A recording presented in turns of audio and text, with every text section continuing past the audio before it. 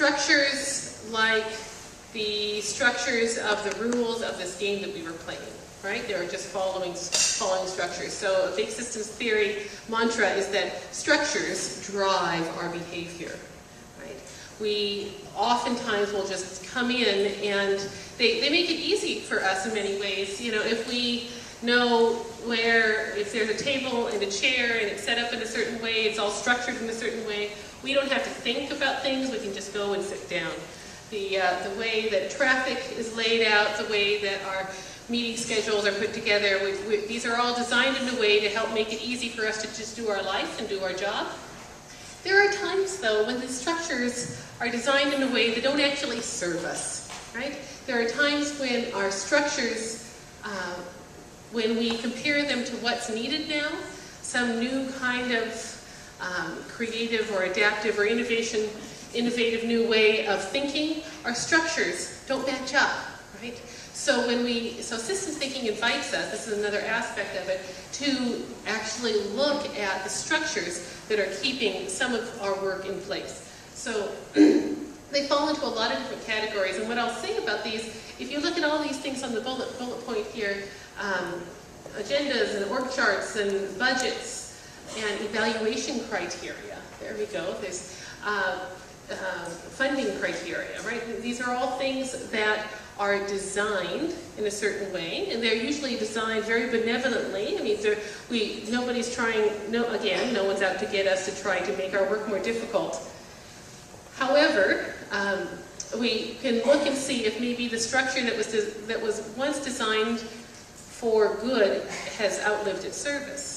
And so the questions that we ask around structures are, what are the structures? What are we noticing as structures that are driving the way we're doing our work, and our partners are doing our work, and what may not be serving us anymore, and then what do we have power to influence? So that's where a collective conversation is really helpful, because there are places where we actually can leverage, because we do have some power to influence the structures.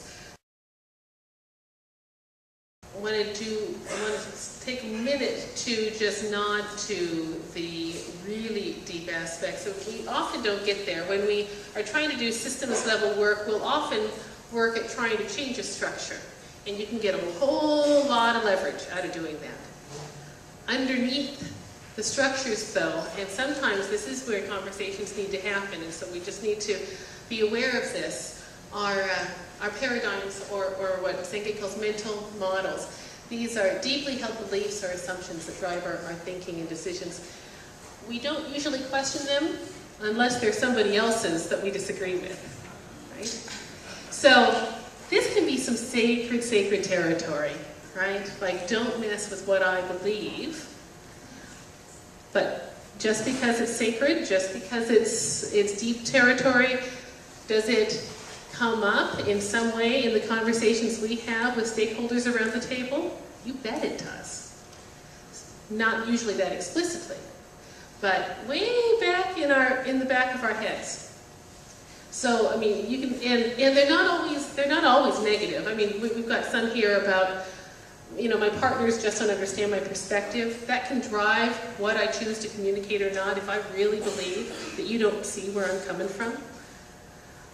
We don't have enough money for that. The scarcity mentality, that's a huge one. That's a powerful one.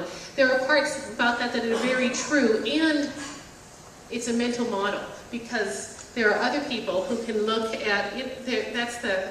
There are ways, if you grab onto that they won't go to scarcity if they hear that. So the trick here is to try to surface your own thinking about something and really hold it up. This is hard work, because it happens individually and also collectively.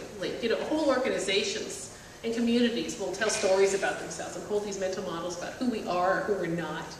You know, I'm a gritty Tacoman, because that's my sort of mental model of Tacoma. It's a gritty place because someone put that adjective in front of my hometown.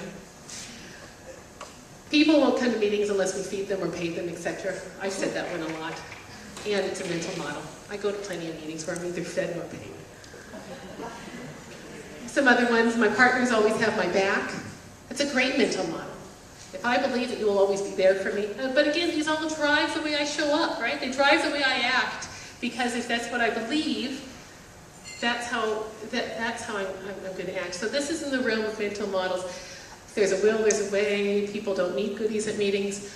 I offer this to you as an invitation to remember as you enter into work and in conversations this afternoon and beyond.